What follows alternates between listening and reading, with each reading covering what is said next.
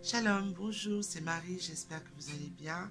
Alors, nous sommes le 18 septembre 2020, début de week-end.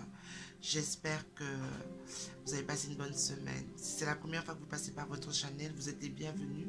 Abonnez-vous, encouragez-moi et c'est un endroit de réflexion. J'essaie de parler le plus simplement possible pour essayer de faire ce que le Seigneur me demande de faire. Ok? Vous allez trouver quelques vidéos en français, certaines sont en anglais. C'est vraiment pour vous aider à aller de l'avant et à réfléchir très simplement avec moi. Aujourd'hui sera une journée où nous allons répondre à des questions. La première question qui m'a été posée est la suivante. Comment dois-je prier? Comment dois-je prier? Ma chérie, je vais te répondre très simplement. La prière est quelque chose de très simple. Il ne faut pas être intellectuel pour prier. Il ne faut pas avoir une intelligence au-delà des normes. La prière est une façon de communiquer avec Dieu. J'ai beaucoup aimé la prédication qui a été donnée dans mon église, qui est entre parenthèses est le réveil de la foi, où le prédicateur disait... imaginez un couple de personnes dans une même maison qui disent s'aimer, mais qui ne communiquent pas, qui ne parlent pas. Pourtant, ils disent s'aimer. Comment voulez-vous qu'un des partenaires sache ce dont l'autre a besoin, ou de quoi il souffre, ou de comment il appréhende les choses, si vous ne lui parlez pas, si vous ne communiquez pas avec lui. Donc, il faut absolument que vous appreniez à vous dire que la prière, c'est très simple. Dire les choses de tous les jours à Dieu. Il ne faut pas approcher avec des grandes sérénades ou des positionnements spéciaux, etc. Parlez à Dieu, vous parlez à votre papa.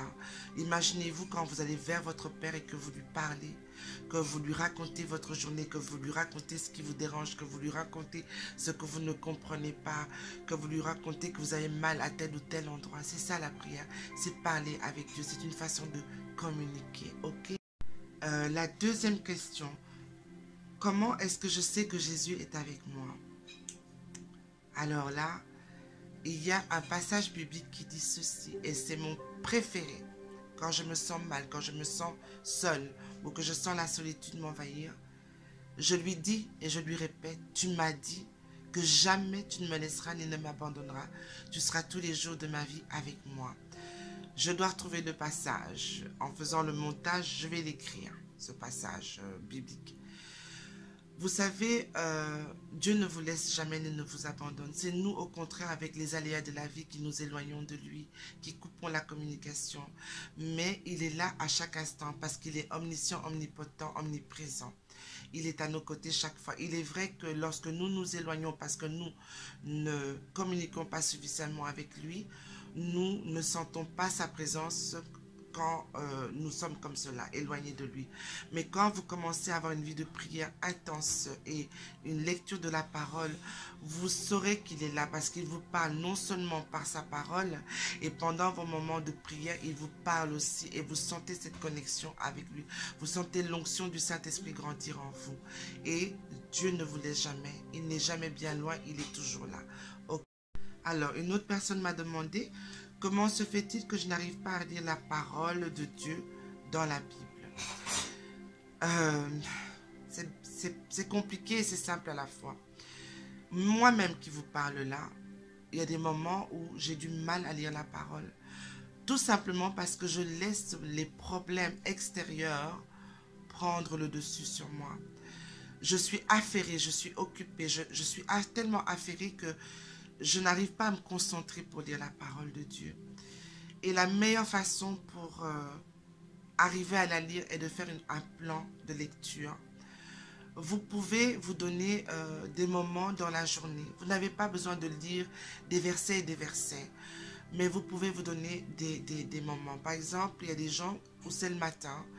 Ils vont se lever une demi-heure plus tôt pour prendre la Bible et ne plus que prendre peut-être 2 ou 3 passages et la lire. Il ne faut pas aller trop loin. Ces 2-3 passages, vous les lisez pour juste nourrir le temple du Saint-Esprit que vous êtes. Il y a des personnes, et ça je le faisais lorsque je travaillais, c'est d'avoir votre Bible dans votre téléphone et pendant votre heure de table, de la lire, de lire quelques passages ou même de l'écouter parce qu'il y a des Bibles audio aujourd'hui. Et si vous n'arrivez pas à le faire, c'est tout simplement parce que vous avez un manque de prière. La prière vous donne envie de lire la parole de Dieu. La prière vous donne la soif et la faim de lire la parole de Dieu. Vous devez savoir que la parole de Dieu est un livre banal si vous ne comprenez pas ce qui est dans la parole de Dieu, si vous ne comprenez pas que la parole de Dieu est Dieu lui-même et que cette parole devient vie lorsque vous la lisez et lorsque vous la confessez. Ok? Donc, si tu n'arrives pas à lire la parole de Dieu, je répète encore une fois, c'est parce que la vie de prière n'est pas là. C'est parce que il n'y a pas des moments que tu donnes à cette parole le temps d'être lue. Tu vas commencer au départ par peut-être lire 1 ou 2 versets par chapitre et à la longue, si tu te prends un programme de lecture, tu vas arriver à la lire. Shalom à toi et surtout, recontacte-moi si tu as du mal. Alors, la quatrième question, elle rejoint un peu la première. Comment et pourquoi je n'arrive pas à prier?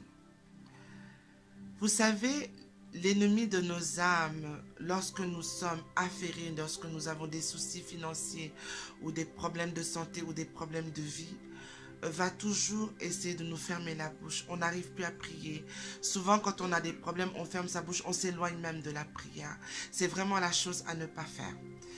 Parce que la prière n'est pas spécialement des paroles explicites que vous dites à Dieu.